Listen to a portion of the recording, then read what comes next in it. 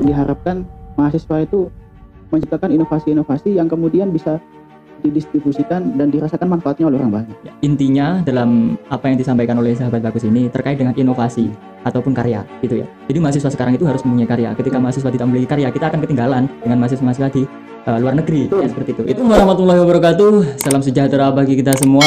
Salam Om Swastiastu, Namo Buddhaya, salam kebajikan.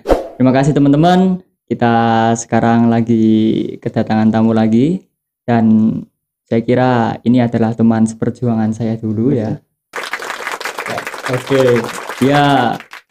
Namanya siapa, Mas? Nama saya Bagus. Bagus? Nama saya Bagus Sulistiawan. Bagus Sulistiawan. Ini, Mas. Setiap tamu yang datang ke sini, saya pasti tanya arti nama. Gitu ya. Iya. Bagus Sulistiawan itu artinya apa? Jadi sebenarnya nama saya ini bukan Bagus Sulistiawan dulu. Loh, terus? Jadi nama saya itu Muhammad Alfian Nur Azizi sebenarnya. Alfian Nur Azizi. Iya. Emang benar itu? Betul. Tapi karena kalau orang Jawa itu kan kalau sakit, iya, itu kan pasti ganti nama. Iya. Nah, pada waktu itu 3 hari setelah saya dilahirkan, iya, nama Muhammad Alfian Nur Azizi itu menempel pada diri saya. Tapi kemudian 7 hari atau beberapa hari setelah maksudnya menempel itu makhluk halus gitu? Bukan, maksud saya diberikan kepada saya begitu oleh orang tua saya. Tapi kemudian setelah 2 minggu saya sakit-sakitan. Iya.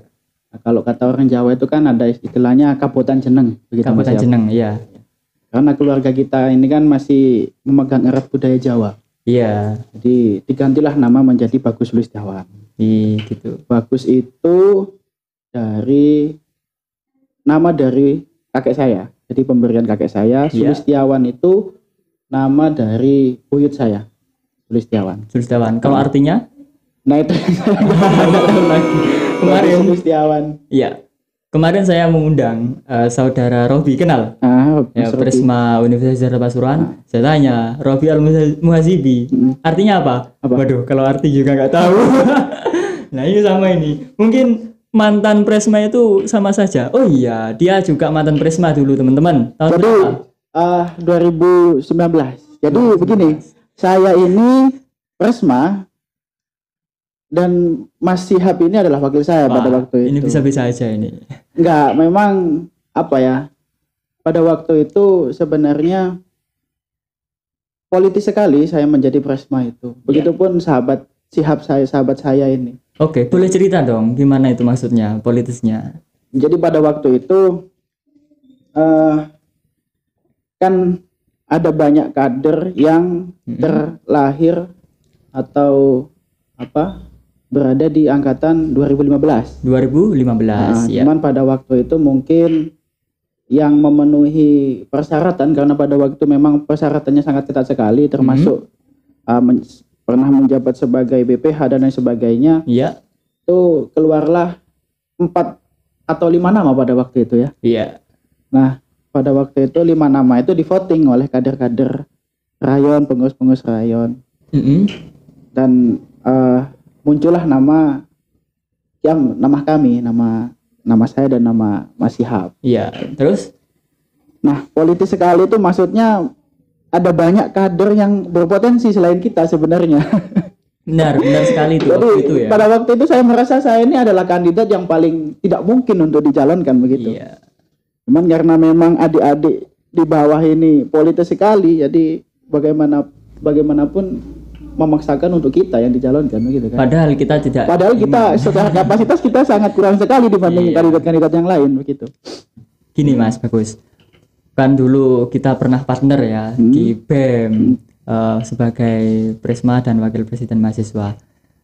Saya pengen tahu cerita Mas Bagus lah, karena yang saya undang ini sampean selaku narasumber di sini, dan saya pengen tahu dan teman-teman juga pengen tahu gimana sih perjalanan saudara Bagus ini dari awal terus sampai ke kampus kok bisa jadi presiden mahasiswa gitu. Jadi sebenarnya saya ini adalah orang yang biasa-biasa saja sebenarnya. Saya juga tidak punya basis keilmuan yang bisa diunggulkan. Cuman saya dulu itu menyadari bahwa diri saya ini ambisius, Mas. Ambisius. Ambisius. Kepingin Ada banyak hal yang saya kepingin nih. Oh gitu. Jadi banyak bidang. Saya pengen teater, saya pengen musik, saya pengen jadi penulis, banyak. Ambisi sekali saya jadi banyak hal itu. Pede berarti ya? Bukan pede, banyak hal cuman tidak terarah. Saya ini mau kemana begitu. Akhirnya saya menyadari itu pada waktu semester 3 kalau enggak 4. Semester 3. Saya tulis 100 cita-cita yang harus saya saya capai di bawah umur 25 tahun. Saya tulis 100 list itu. Tulisannya masih ada? Masih ada. Nggak dibawa ke sini? Kebetulan ini nggak dibawa. Tapi serius saya tulis itu 100. Salah satunya adalah saya harus punya buku. Yang pada waktu itu saya dengan sahabat siap ini kan yang menginisiasi buku itu. Satu. Yang tapi kedua, cuma terkait antologi kan? Antologi. Itu, ya. Tapi itu pernah saya tulis 2 tahun sebelumnya. 2 tahun sebelumnya pernah nulis. Kemudian yang kedua saya ingin menjadi ketua mahasiswa. Saya tidak tahu kalau istilahnya presiden mahasiswa pada waktu itu. Itu waktu semester 3. Semester 3 saya nggak tahu kalau istilahnya presiden atau apa. Cuman saya pengen jadi ketua mahasiswa. Bagaimanapun saya harus menjadi ketua mahasiswa. Yang ketiga saya harus punya lagu. Saya harus bikin lagu. Tapi lagunya sampai sekarang ada lagunya. Setelah ini launching ya. Maksudnya bisa nggak nanti diputar? Ada di rekaman di HP. Gak apa-apa lah, nanti kan punya channel YouTube sendiri. Nanti nggak apa-apa, tak share link lah ke teman-teman juga, gitu kan? Iya. Cuman belum matang lah, tapi sudah ada lagi. Sudah ada. Oke, lanjut. Terus saya juga harus 3 bulan setelah saya wisuda, saya harus kerja. Iya. Karena pada waktu itu saya melihat bahwa banyak wisudawan itu yang sampai 1 tahun, 2 tahun itu masih tidak mandiri dalam finansial. Nah itu menurut saya menghambat 100 cita-cita yang saya tulis tadi. Jadi salah satu yang saya tulis, saya harus kerja, apapun itu kerjanya, selambat-lambatnya 3 bulan setelah wisuda. Selambat-lambatnya 3 bulan setelah wisuda. Nah ini ada cerita sahabat-sahabat. Jadi pada waktu itu sebenarnya saya sudah cerita ya di sahabat siap, cuman nggak apa-apa. Ya teman-teman tahu juga teman-teman kan gitu ya. Tahu ya. Jadi siapa tahu dari cerita Mas Bagus ini nanti bisa menginspirasi kita semua gitu. Jadi ini sekedar cerita bahwa saya dengan sahabat Sihab ini pernah suatu hari duduk termenung di depan Alfamart kalau nggak Indomaret di Sengon itu. Kita termenung merenungkan tentang isi dompet kita yang semakin kering pada itu. Biasa kalau menjadi mahasiswa, waduh itu hal yang sangat lumrah. Jadi pada waktu itu kita buang gengsi, ego itu kita buang. Tahu apa yang terjadi? Kita daftar Gojek. Ya, daftar Gojek. Daftar Grab sama Gojek ya. Ya, waktu itu. Tahun berapa kira-kira itu? Akhir 2019. Akhir 2019. Akhir 2019. Itu salah satu perjuangan yang akan saya ceritakan ke anak saya. Iya. 10 tahun yang akan datang. Iya, terus serius. Kita berangkat, sebelum berangkat kita browsing dulu lah. Mekanisme bagaimana daftar Gojek itu. Jadi setelah kita hubungi customer service ya, atau apa itu? Atau orang itu kita ke Malang kan? Iya, ke Malang. Jadi ketemu sama orang yang namanya siapa, saya lupa juga saya. Jadi disuruh nunggu, lama itu nunggu itu, sampai 1,5 bulan kita menunggu hal yang belum pasti. Iya. Jadi sampai 1,5 bulan kita itu menunggu, kita dipanggil oleh Gojek. Iya. Ternyata setelah kita tanya-tanya ke driver itu, ternyata memang sulit sekali ketika mendaftar secara prosedural, harus beli akun, iya. Harus beli akun karena waktu itu pendaftarannya sudah penuh. Pendaftarannya sudah penuh di Jatim. Sudah penuh di Jatim, teman-teman. Akhirnya kita belok ke Nujek. Ya. Itu akhirnya saya daftar di Nujek waktu itu. Jadi Nujek itu gampang sekali, mudah sekali. Hari ini sudah ramai, tapi pada waktu itu pas waktu kita daftar itu penumpangnya masih sedikit sekali ya, Mas. Hampir per harinya tuh tidak ada yang nggak ada yang order, nggak ada yang pesan. Akhirnya kita suatu hari, saya dengan sahabat siap ini jalan-jalan Jalan-jalan ke Purwosari, ada brosur tulisannya job fair. Oh, Ingat itu waktu hampir lulus ya. Hampir lulus. Ya. Jadi waktu itu kira-kira setelah sudah tidak menjabat ya. Belum, sudah tidak menjabat, sudah selesai. Ya. Gimana itu ceritanya? Jadi teman-teman job fair. Job fair itu di stadion apa gor, Mas? Waktu itu di Gor Pasuruan. Di Gor Pasuruan kita berangkat. Sebelum kita berangkat itu kita list. Job fair itu kan ada ini kan, ada list apa perusahaannya. Ada list perusahaannya. Pada waktu itu ada sekitar 30 perusahaan yang mau nerima itu. Kita list. Misal saya minat di 7 perusahaan, berarti saya harus buat 7 lamaran. Begitupun masih pada waktu itu. Kita berangkat pukul 11 atau setengah 12 gitu. Pakai pakaian putih? Pakai kayak maba ya waktu itu. Sampai sana ternyata bukan kita aja yang daftar. Banyak sekali ternyata. Kita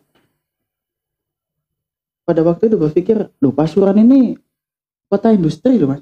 Iya. Kota industri, tapi ternyata semakin banyaknya perusahaan ini tidak mampu menekan angka pengangguran di Pasuruan. Nah itu. Heran waktu itu kita ya. Kita heran pada waktu itu. Kita pada waktu itu sempat berbincang, kira-kira kita diterima nggak ya? Pasuruan ini banyak loh. Apa ini namanya? Perusahaannya. Kira-kira kita diterima nggak ya? Tapi yang ada di job fair itu bukan hanya Pasuruan. Ada di Surabaya kan? Iya, ada di Surabaya. Nah, kita daftarlah di sana. Kemudian setelah menunggu sampai 1 minggu ada panggilan. Yang paling pertama dipanggil itu sahabat Sihab. Sahabat Sihab. Wah, ini malu saya. Jadi pada waktu itu nih kita cerita sahabat-sahabat ya. Iya, nggak apa-apa. Karena ini bincang santai, Mas ya. Iya, bincang santai aja. Bincang santai. Jadi sahabat Sihab itu mendapatkan panggilan di salah satu perusahaan otomotif. Iya. Malam itu di-chat sama HRD-nya itu bahwa besok pagi harus datang ke kantor untuk wawancara. Nah malam itu kita sudah sudah bincang-bincang kira-kira apa ya yang ditanyakan ya. Dan akhirnya waktu itu ketika pagi suasana bagaimana? Nah malam itu kita sudah berbincang, briefing lah. Kita menyiapkan bekal untuk besok sampai kita begadang nggak kerasa sampai mau subuh. Ya. Untuk mempersiapkan ini interview itu. Habis sholat subuh kita tidur. Jam 7 yang waktunya harusnya berangkat ke sana. Nggak bangun. Gagal sudah. Jadi cuma kita bincang satu malam itu. Nah waktu itu masa lalu ya. Tapi sebuah pelajaran. Waktu itu kan kita kalau pagi itu bangun sulit sekali. Kalau malam sampai tengah malam. Nah ya begitu. Gini Mas Bagus. Ya, jadi kan cerita tentang keseharian kita waktu itu ya. Jadi tadi sudah dijelaskan Mas Bagus awal proses mempunyai sifat ambisius dalam kegiatan apapun, kepengen menciptakan lagu dan lain sebagainya. Tapi dulu Mas Bagus ini belum disampaikan juga. Mas Bagus ini juga pernah menjadi ketua Hima ya. Nah, Himabis. Nah, itu gimana ceritanya? Jadi saya punya sahabat baik. Ini saya juga tidak akan melupakan jasanya. Namanya sahabat Taufik. Jadi sahabat Taufik ini adalah salah satu orang yang mendorong saya untuk maju pada waktu itu. Karena memang pada waktu itu Himabis itu mengalami semacam degradasi, kaderisasi, Mas. Jadi hampir 1 tahun itu terhitung tidak lebih dari 5 kegiatan. 5 kegiatan. Jadi pada waktu itu sebelum saya jadi ketua Hima itu saya salah satu mahasiswa yang nggak aktif sebenarnya di Hima. Terus? Nah karena ada dorongan dari sahabat saya yang namanya sahabat Taufik itu yang kemudian meyakinkan saya untuk mencalonkan diri. Dan apa yang pernah dilakukan waktu itu ketika menjabat menjadi Hima, ketua Hima? Jadi menjabat sebagai ketua Hima itu saya tidak berangkat dari nol. Tapi berangkat dari minus. Oh gitu. Iya. Saya berangkat dari minus bahwa Hima saya ini mengalami degradasi kaderisasi, kemudian ketidakdewasaan organisasi, kemudian rasa memiliki setiap anggota Hima kepada Hima itu sangat itu kayaknya sering lah dalam organisasi ya.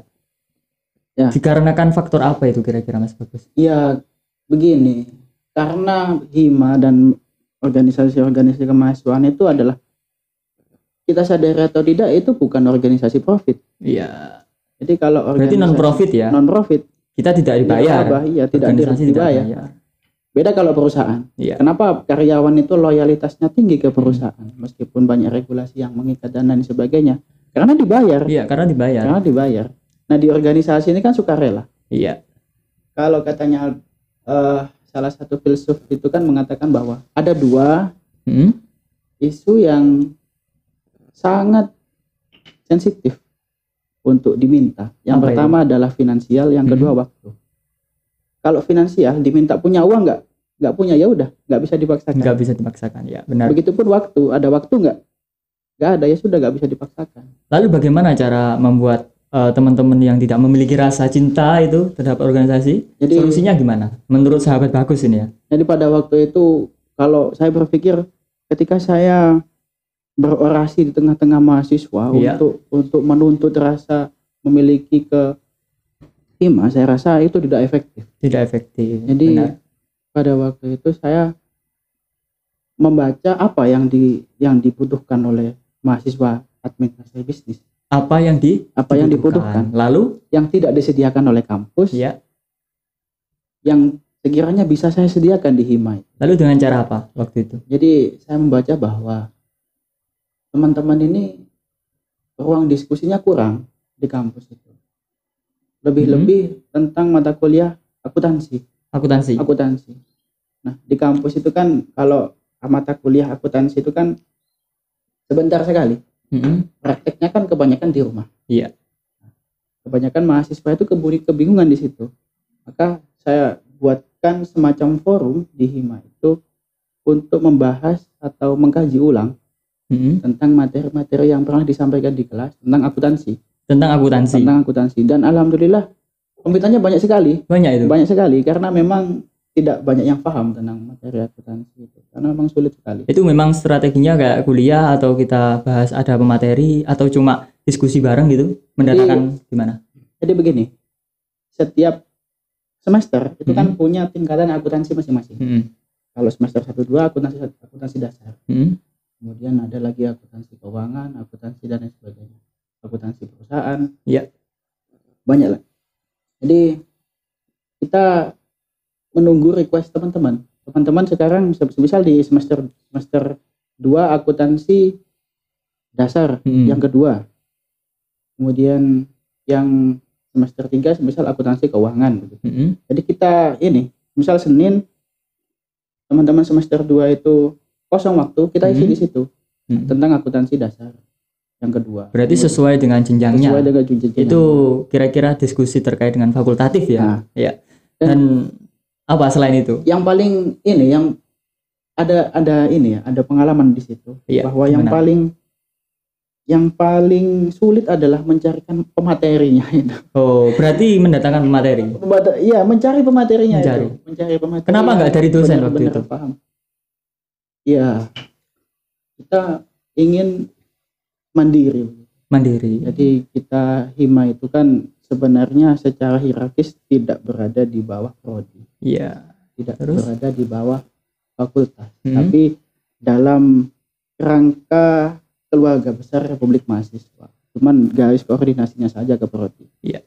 Jadi saya pengen hima ini tidak tergantung atau independen dari prodi. Berarti lalu solusinya mencari pemateri tadi kakak kelas gitu. Dari kakak kelas, dari teman-teman hima sendiri gitu. begitu. Itu asik juga. Mungkin teman-teman bisa menerapkan, siapa tahu. Ya silakan. Iya. Tapi saya lihat banyak kok sudah yang menerapkan. Sudah banyak lebih bagus. Lebih bagus sekarang. Asik.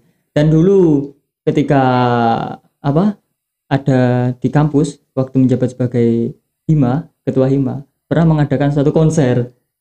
Ya itu gimana itu? Katanya ada bentrokan katanya. Jadi begini. Iya. Kalau Bu Ani nonton, saya minta maaf Bu Ani. Iya. Bu Ziza, saya minta maaf. Jadi pada waktu itu anak nakal Bu.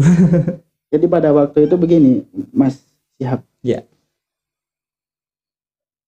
Intervensi dosen dekan ke Hima itu tinggi sekali pada waktu itu. Tinggi sekali. Bahkan sampai masuk dalam teknis pelaksanaan program kerja. Padahal secara struktural garis kita itu cuma koordinasi, bukan instruksi dan lalu sebagai mahasiswa yang memiliki pemikiran lain dari apa yang dipikirkan oleh prodi, saya tidak kepingin prodi ini ikut campur ke urusan-urusan teknis di Hima. Maka pada waktu itu saya mengadakan festival band. Ada banyak tujuannya. Yang pertama adalah saya sebenarnya sampai dengan mengadakan festival band itu saya pengen ngomong ke fakultas bahwa jurusan ilmu administrasi bisnis tidak hanya mengadakan workshop kewirausahaan, seminar kewirausahaan, pelatihan membuat ABCD, tidak hanya itu. Bahwa ada banyak hal, ada banyak acara, ada banyak kegiatan yang sebenarnya kita bisa terapkan ilmu-ilmu administrasi bisnis di sana. Ngomong soal manajemen pemasaran, ngomong soal pembacaan konsumen dan lain sebagainya. Itu sebenarnya kita bisa dapatkan di banyak hal, tidak melulu workshop kewirausahaan. Lalu membuat sebuah konser. Buat konser saya. Itu bukan berangkat dari hobi atau gimana? Atau jadi, karena Mas Bagus punya ambisius hobinya musik ya, akhirnya aku tak mengadakan lah band di sana. Enggak. Salah satunya itu mungkin salah satunya itu yang melatar belakangi. Cuman yang pengen saya sampaikan bahwa yang pertama itu tadi bahwa bisnis bukan melulu tentang workshop kewirausahaan dan sebagainya. Yang kedua, saya ingin sebenarnya dengan acara itu saya ingin ngomong ke kampus bahwa Hima itu bukan organisasi yang bisa diatur oleh sembarangan orang. Termasuk dosen dengan otoritasnya sebagai dosen kemudian ngatur-ngatur, bukan. Karena garisnya koordinasi. Garisnya koordinasi aja. Jadi saya buat festival band, mesisan begitu saya bilang. Pindo ngamuk begitu. Repot ini kalau Mas Bagus ya. Akhirnya. Nah, tapi yang saya sasar pada waktu SMA dengan tujuan saya harap pendaftar di tahun berikutnya itu banyak. Karena itu juga dalam rangka pengenalan Hima ke SMA. Jadi yang kita datangkan Hima juga Yudharta juga pasti masuk di sana ya. Betul. Yang kita datangkan untuk menghadiri festival band itu SMA di Pasuruan, SMA Purwosari, SMA banyak SMA di Pasuruan yang harapannya adalah mengenalkan Hima, mengenalkan ilmu administrasi bisnis ke adik-adik SMA, sehingga itu akan menjadi pertimbangan ketika adik-adik SMA itu mau kuliah. Asik waktu itu. Dan terbukti, Mas. Ini terbukti. Gimana? Terbukti pada waktu pendaftaran berikutnya, ketika saya sudah turun, ada pendaftaran baru, mahasiswa baru, terbukti ini salib penyalip antara ilmu administrasi bisnis dengan PAI pada waktu Pendidikan Agama Islam. Sampai mencapai angka 134, saya ingat betul itu. Belum pernah, saya ingat ilmu administrasi bisnis itu sebanyak itu. Berarti waktu itu Mas Bagus sudah memiliki target lah ke sana ya. Asik ini. Mungkin teman-teman bisa untuk melebarkan sayap, kiranya seperti itu kan. Itu terkait dengan sebuah konser dan memiliki tujuan yang sangat penting juga. Jadi bisnis bukan melulu terkait dengan kita kerja dan lain sebagainya. Membuat suatu kreativitas karya, kiranya seperti itu kan. Dan ini masih terkait dengan Hima teman-teman, belum organisasi yang lain. Saya pengen mengorek-ngorek ini Mas Bagus ini seperti apa sebenarnya. Karena saya pernah dekat dengan Mas Bagus dan sampai sekarang masih dekat, saya belum pernah mengorek-ngorek ini. Isi hatinya gimana, terus apa saja yang dilakukan sekarang. Karena kita sudah beda rumah. Waktu itu saya satu kamar sama dia, ya kan? Sebelum saya ditinggal kamu menikah. Iya, waduh, repot. Jangan kata-kata seperti itu. Siap.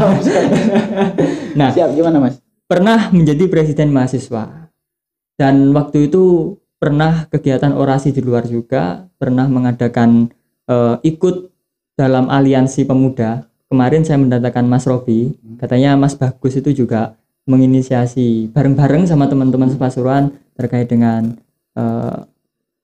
Aliansi Pemuda Pasuruan dan mengakomodir mahasiswa seluruh Pasuruan untuk bersatu, kiranya seperti itu. Waktu itu kan ada suatu kasus yang banyak di Pasuruan melalui itu. Apa itu benar, Mas Bagus? Jadi pada waktu itu saya berpikir bahwa fungsi BEM itu bukan hanya seperti OSIS di SMA, yang mana fungsinya adalah hanya terbatas pada membantu kegiatan-kegiatan yang diselenggarakan oleh kampus. Bukan. Jadi pada waktu itu saya ingin merubah pandangan yang semula BEM itu hanya sebatas ABCD, menjadi BEM itu sebenarnya adalah representasi dari gerakan mahasiswa, karena memiliki tujuan atau memiliki jargon agent of change. Jadi pada waktu itu saya melihat bahwa masalah di Pasuruan ini kompleks sekali, cuman tidak banyak elemen-elemen atau organisasi-organisasi yang fokus untuk menyuarakan tentang ketimbangan-ketimbangan atau masalah-masalah yang terjadi di Pasuruan. Dan akhirnya waktu itu terlalu banyak fokus di luar ya. Waktu itu. Salah satunya yaitu Alas Telogo dan lain sebagainya. Mungkin sudah diceritakan sama Mas Robi kemarin ya. Mungkin kalau pengen dengar cerita itu di channel yang sebelumnya, waktu saya bincang-bincang sama ketua Prisma sekarang, Robi Al-Muhasibi gitu. Nah, ini langsung ke organisasi selanjutnya, Mas. Ngomong-ngomong, dan saya pernah melihat di postingan, Mas Bagus ini sekarang menjabat sebagai ketua 2 di sebuah organisasi, yakni ketua 2 PC BEM Pasuruan. Iya. Ya, alhamdulillah di sana. Kalau boleh tahu Mas Bagus ya, ketika sampean di PC ketua 2 ini, apa saja yang pernah dilakukan? Jadi yang pernah dilakukan itu sudah tertera di program kerja, Mas. Iya, gimana? Ada banyak sebenarnya. Salah satunya adalah sekolah advokasi yang pernah kita selenggarakan di bulan Maret. Kemudian pelebaran sayap komisariat. Itu khusus untuk PMI. Khusus untuk PMI. Pelebaran sayap di komisariat yang sudah kita inisiasi di STIE Wali Songo Gempol. Oh, STIE Wali Songo Gempol. Berarti itu salah satu program bidang 2. Program bidang 2 salah satu. Iya, asik. Kemudian yang kedua adalah yang ketiga, kita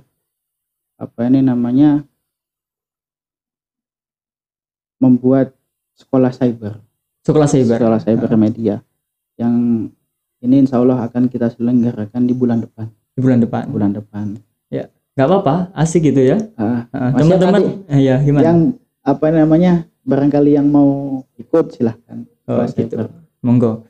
Jadi itu sebuah kegiatan yang pernah dilakukan oleh sampean ketika sekarang menjabat di ketua 2 BCBMI Pasuruan. Jadi gini Mas Bagus, ketika kita hanya ngomong terkait cerita, mungkin teman-teman juga bosan. Nah, sekarang ini waktunya materi sedikit-sedikit lah. Jadi aku pengen tanya kepada saudara Bagus ini terkait dengan peran mahasiswa ketika masa pandemi ini. Seharusnya mahasiswa itu seperti apa? Jadi ini ngomong gerakan mahasiswa. Karena kita masuk dalam segmen gerakan pemuda, legenda lensa gerakan pemuda gitu. Iya, monggo. Sebenarnya ngomong gerakan mahasiswa, kalau kita tinjau secara historis, mungkin kebanyakan itu ceritanya gerakan-gerakan jalanan, parlemen jalanan, demo dan lain sebagainya. Lalu kemudian kalau kita tarik ke konteks hari ini, sebenarnya kita bisa maknai gerakan mahasiswa itu luas sekali. Tidak hanya berada pada demo, tidak hanya berada pada turun jalan, tapi gerakan mahasiswa itu luas sekali. Seperti begini, kita bandingkan saja. Mahasiswa itu kan terdapat di setiap negara. Iya. Gerakan mahasiswa Indonesia, karena ini hari ini kita sudah pasca reformasi, sudah 2020, perang kita sudah tidak lagi perang antar golongan, antar suku, antar agama, tidak. Lalu, tapi perang kita sudah pada perang inovasi, perang kreativitas, karena bagaimanapun kita dituntut untuk itu. kita sekarang sudah berada di 4.0. 4.0. Kalau katanya sahabat-sahabat di kampus itu 4.0. Ya, Cuman saya sendiri juga nggak tahu apa itu 4.0. Pada intinya perang sekarang adalah perang di inovasi. Bahwa pemuda hari ini fokusnya tidak hanya tentang bagaimana saya turun di jalan, tapi juga bagaimana saya menciptakan sesuatu. Kalau suatu karya. Karena kalau kita bandingkan mahasiswa Indonesia dengan mahasiswa Jepang semisal, atau mahasiswa Cina semisal, atau mahasiswa Amerika, sangat kalah jauh. Kalau boleh tahu kalahnya dari sisi mana, Mas Bagus? Kalau diskusi-diskusi fakultatif kita membicarakan tentang korupsi DPR. Iya. Kalau di Cina, Jepang, dan Amerika kita sudah berada pada bagaimana kita membuat robot yang bisa mengantarkan seseorang ini ke Mars, mengantarkan seseorang ini ke Pluto semisal. Asik. Bagaimana saya bisa menciptakan robot atau alat pemadam kebakaran tanpa menggunakan tenaga manusia untuk meminimalisir kecelakaan. Berarti ini PR mahasiswa Indonesia. PR mahasiswa Indonesia. Saya rasa diskusi-diskusi semacam itu solutif. Ya. Solutif sekali dan efektif.